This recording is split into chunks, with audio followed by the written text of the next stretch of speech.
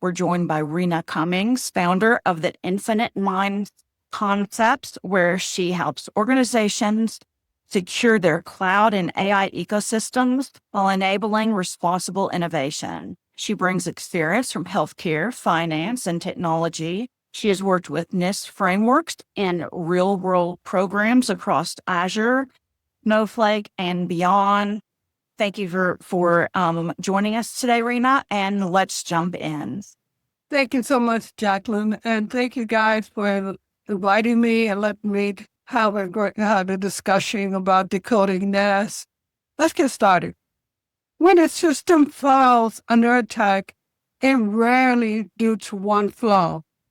It's usually because the fundamentals weren't in place under control, encryption, monitoring.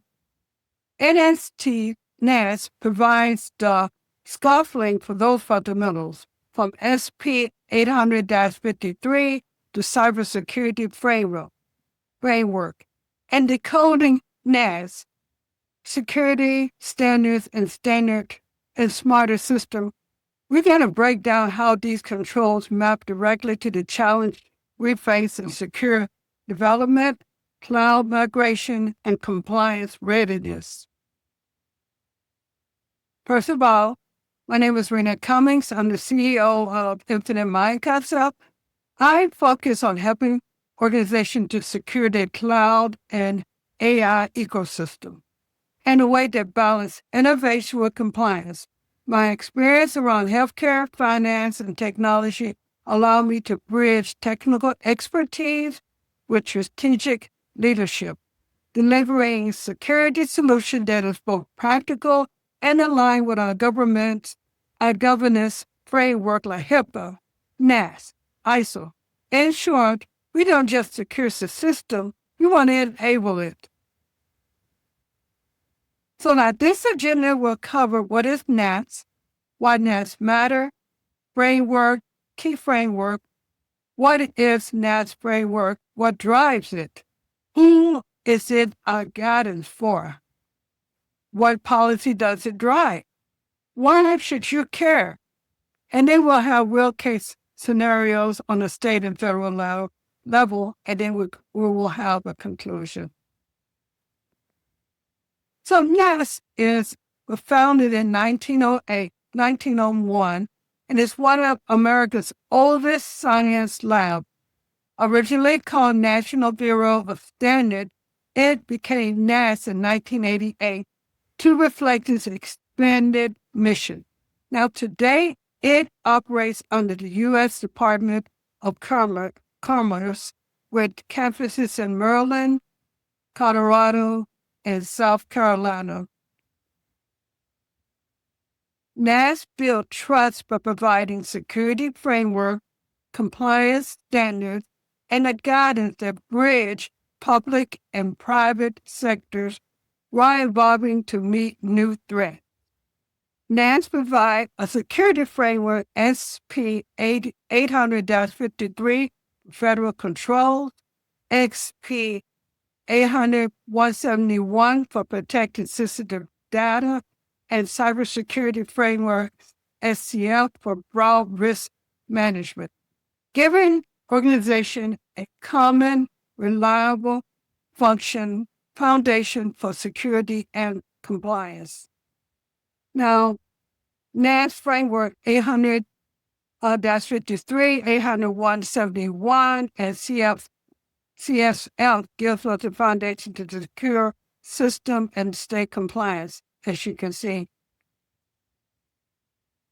The compliance driver, NIST Framework delivers compliance by setting standardized security controls that align with laws and regulation like HIPAA, FISMA, CMMC, helping organizations to reduce risk, meet audit requirements, and build trust with regulators and customers.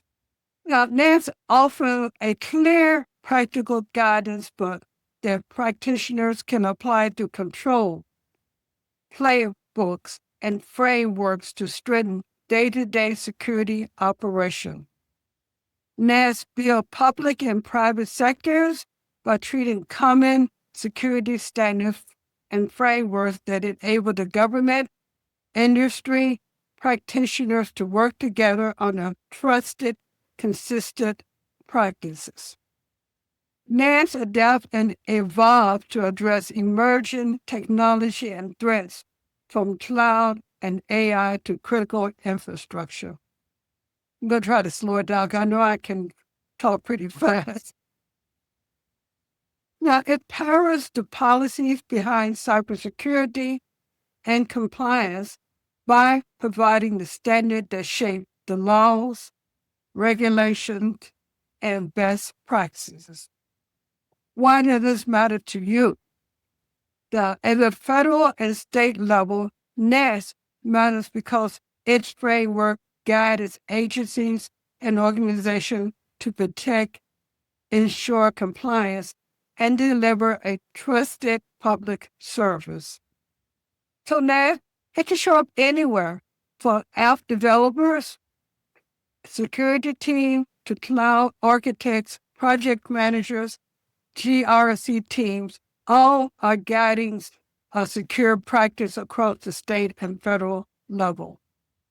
So NIST it's your playbook and for secure and compliance practices. Ignoring it creates risk and liability and never leaves you exposed to regulator penalties, breaches, and loss of trust. At a state and federal level, NIST guides cloud security by defining standards for data protection, access, and compliance, ensuring that the government and industry, that cloud stays secure and trusted. Here's a real-world case example. Now, the VA had modernized their health record and Azure Government Cloud. They used FedRAMP high blueprints to provide secure NIST-assigned migration as possible at scale. Now, the migration not only secure electronic health records under HIPAA and FedRAMP high records, but it also streamlined compliance by leveraging pre-audit Azure environment. The VA accelerated its authorization to operate, which is ATO, to process, enabling faster and safer access to critical veteran health data. And to add an extra case to that, when I was working as a PM for Community Health Plan of Washington, as we were migrating to cloud, a security manager stopped everything and said, hey, before we can even migrate to this, we have to equip our internet to make sure we protect our patient information. And it was a no-go. So in 30 days, I led the infrastructure team to be able to help to equip that. And then we were able to go on from there. So it's a real big issue. And we don't want to lose the trust of our customers nor of the government. If we don't, we will lose the trust of the government and our customers if we don't adhere to some of these regulations. Also, directly impacts Medicaid and Medicare by setting security, compliance standards that protect patient data, align with HIPAA requirements, and safeguard the integrity of our federal healthcare programs. Again, like I said, we can't even go any further before migrating into our cloud, into that part was equipped, and so we protect our patients' data. IT secure, impact secure app development by offering standards and framework that guides the developers in building resilient, compliant, and trustworthy applications. To meet Executive Order 1408, the DOE modernized its software by adopting NIST SP 800-218, access control across the full CI and CD pipeline, securing the agency energy data analytics and grid monitoring system. Now, shifting security left into the development pipeline, we reduced production vulnerabilities by 70%. We delivered full traceability of secure coding practice for audits, and we cut response time for critical CVEs from days to hours with automation. This implementation ensures compliance with NIST 800-218, NIST 800-53, SA-11, and FedRAMP moderate requirements. As you see, the highlights, why this is important, we need to protect the software, produce well-secure software, and respond to the vulnerabilities. This case, it demonstrates how secure development is not just about writing secure code. It's about embedding security in the pipeline, align and recognizing framework and NIST SDLC, which is 800-2018, to ensure resistance, traceability, and compliance in government or regulated software. PM who are supporting CMMC says, guides project manager supporting CMMC by providing security control, compliance, roadmap to need to manage their timeline, risks, and deliverables with confidence. Now here's the scenario.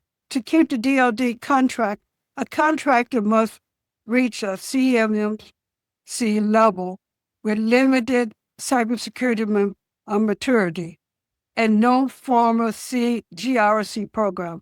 PMs are brought in to lead the readiness and implementation, building security control, aligning with NIST 800-171, and ensuring compliance that secure both the data and future content.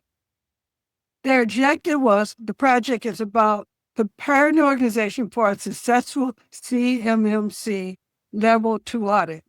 Now, over the 12 months, the PM implement the required NIST 800-171 control. They built the necessary documentation, and they've enforced security policy. The outcome will not only be audit readiness, but a stronger, sustainable security foundation that protects the DoD contracts and positions the company for long-term growth. The outcomes is that organizations successfully passed the audit level 2 within 12 months. And the policy and technical control fully aligned with NIST 800-171. They also had ongoing process for continued monitoring, training, and improvement established. So some of the tips for the PM, they use Azure sprints to tackle sets of control in a 2-week increment. They maintain traceability, matrix of the CMC practice to tasks and owners, and they embedded in change management that outline culture and behavior shifts. And also just don't estimate the need for documentation and also evidence gathering. NIST framework and shape to shape the CMMC Level 2 by defining clear security control that map directly into our RISI chart. And that clarifies your role, your responsibility, and accountability. So who needs to know this? This is just not for, this is just for security teams, but it's for developers, project managers, compliance officers, architects, and executives. All of these people need to understand and to know it. Each role tests NIST in different ways. Now, whether it's coding, security, managing risk, aligning with HIPAA, FedRAMP, or making budget and policy decisions, knowing NIST security and compliance that is built into every layer of the organization. So what can you do today?